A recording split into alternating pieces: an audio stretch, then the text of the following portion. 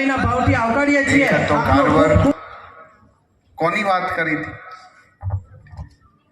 આદરણીય ડાયસ, અમારા વડીલ મોરબી વસંતભાઈ, અશોકભાઈ, ગિરધરભાઈ, ડેપ્યુટી મેયર, ઉપસ્થિત અગ્રણી સૌ મહાનુભાવો, શાળાના શિક્ષકગણ, આપ સૌ વાલા બાળકો, વિદ્યા એ કઠિનમાંથી પસાર કરેલી, અને મેં ગયા વખતે 3 દાખલા આપ્યા હતા તમને કે જેમણે જેમણે ખૂબ સંઘર્ષ કર્યો છે એ દુનિયામાં સૌથી મોટા મહાન વ્યક્તિ બન્યા છે। અને આવા અનેક દાખલાઓ છે જેમને સંઘર્ષ કરીને પછી દુનિયાના સેકન્ડ વોર 1939માંથી 42માં બીજું વિશ્વયુદ્ધ પૂરું થયું। પોલેન્ડની અંદર ખૂબ મોટું આક્રમણ થયું, 650 જેટલા બાળકો નિરાધાર બન્યા, અને ત્યારે વર્લ્ડ વોર ચાલતું હતું, એકાબીજા દેશ એ બાળકોને સ્વીકારવા તૈયાર ન હતું। એ બાળકોને જામનગરના જામ સાહેબ જામનગર આખું બોટ લઈને લઈ આવ્યા। આજે જે બાલાસડી સૈનિક સ્કૂલ છે એમાં અમને રાખ્યા, પોતાનું હવા ખાવાનું સ્થળ। એ બાળકોને ભણાવ્યા, વ્યવસ્થિત કરીને પછી પોલેન્ડ એમને મોકલ્યા।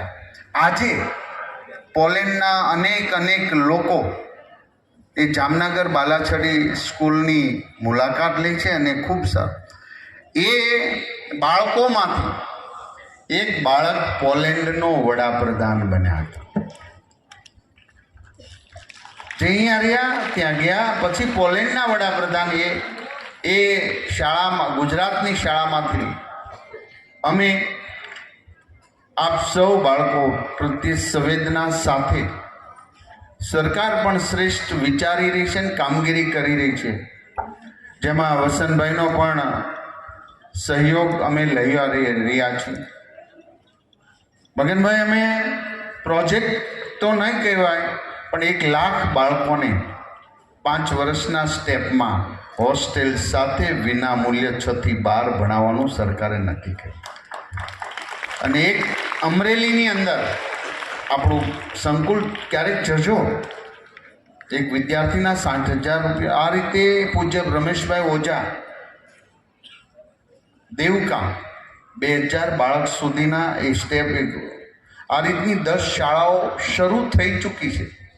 5 વર્ષની અંદર આ એક ગવર્મેન્ટનું એટલું મોડેલ, એટલું સરસ એજ્યુકેશન માટેનું, જે પીપીપી મોડેલ પર હશે, જે વસંતભાઈ જેવા વિચારક, જેમને શાળા પ્રત્યે ખૂબ લાગણી છે, એવા લોકો જેને કમાણી નથી કરવી, એની સાથે સરકારે ટાઈપ કર્યું છે।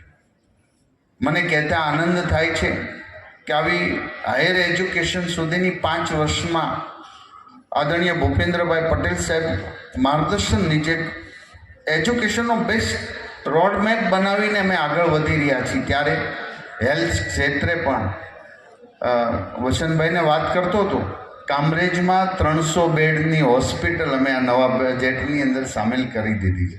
પછી મેડિકલ કોલેજ લાવીશું, પરંતુ એજ્યુકેશન, એક પણ બાળક આવનારા સમયમાં ડ્રોપ રેશિયો ન રહે, કોઈ બાળક શિક્ષણ વંચિત ન રહે, આ એક સમૃદ્ધતાની નિશાની છે। જ્યાં જ્ઞાનની પૂજા થતી હોય, તો આવનારા સમયમાં અહીંયા મેં જાણ્યું કે ભગવદ્ ગીતાના ઓલરેડી, પણ આવનારા સમયમાં 6 થી 12 ધોરણની અંદર સંપૂર્ણપણે ગવર્મેન્ટ દ્વારા ભગવદ્ ગીતા કોર્સ દાખલ કરી દેવામાં આવ્યો છે।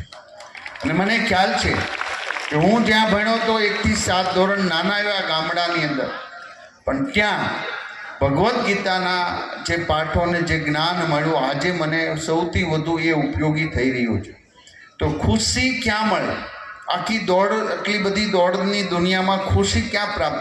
એ આપવામાં છે। અને અહીંયા બધા બાળકો સરસ રીતે ભણી રહ્યા છે, ખૂબ સારું વાતાવરણ છે।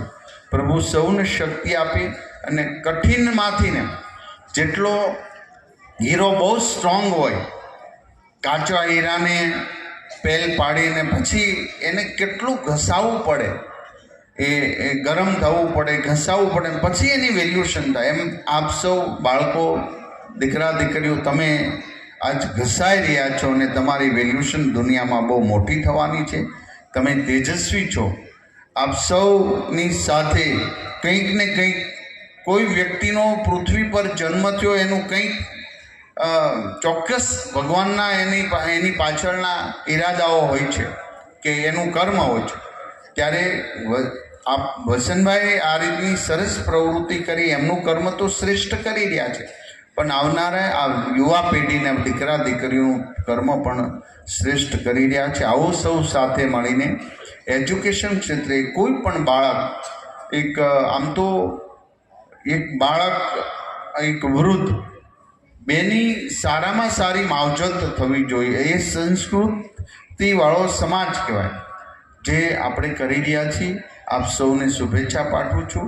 ખાસ તો આ શાળાના સંકુલના તમામ શિક્ષકગણ, જેને ગુરુજન કહે છે, એ તમામને હું હૃદયપૂર્વક વંદન કરું છું કે જેઓ મા બાપ તરીકે આ બાળકોના કેર કરી રહ્યા છે. અસ્તુ ભારત.